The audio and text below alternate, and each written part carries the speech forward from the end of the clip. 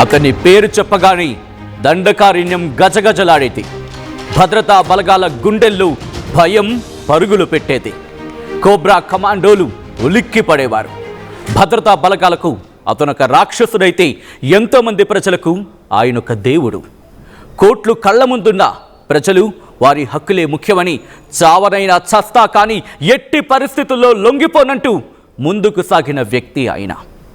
15 ఏళ్ల నుంచి భద్రతా బలగాలకు మోస్ట్ వాంటెడ్గా మారిన మావోయిస్టు అగ్రనేత హిడ్మా ఎట్టకేలకు చిక్కాడు.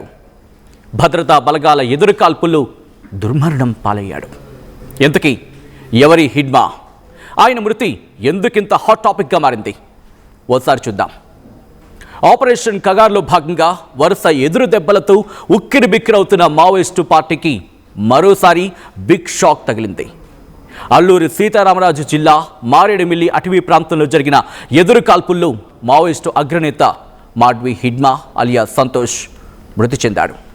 హిడ్మాతో పాటు ఆయన భార్య రాజీ, మరో 4 మావోయిస్టులు మరణించారు. ఛత్తీస్గఢ్ సుక్మా జిల్లా పూవర్తి గ్రామానికి చెందిన సంతోష్ అలియాస్ హిడ్మా చిన్న వయసులోని మావోయిస్టు పార్టీలో చేరాడు. మావోయిస్టు ఉద్యమానికి ఆకర్షితుడై 17 ఏళ్ల వయసులోని పార్టీలోకి వెళ్ళాడు.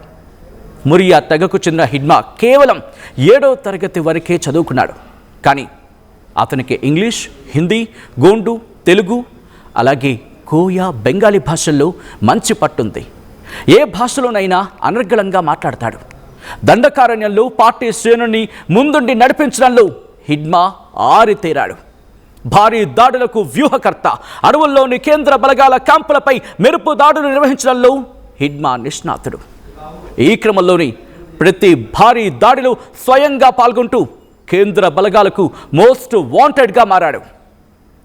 మావోయిస్టు పార్టీలో హిడ్మాకు విలాస్, హిడ్మాల్, సంతోష్ అని పేర్లున్నాయి. కొంతకాలం క్రితమే హిడ్మా కేంద్ర కమిటీలో స్థానం సంపాదించుకున్నాడు.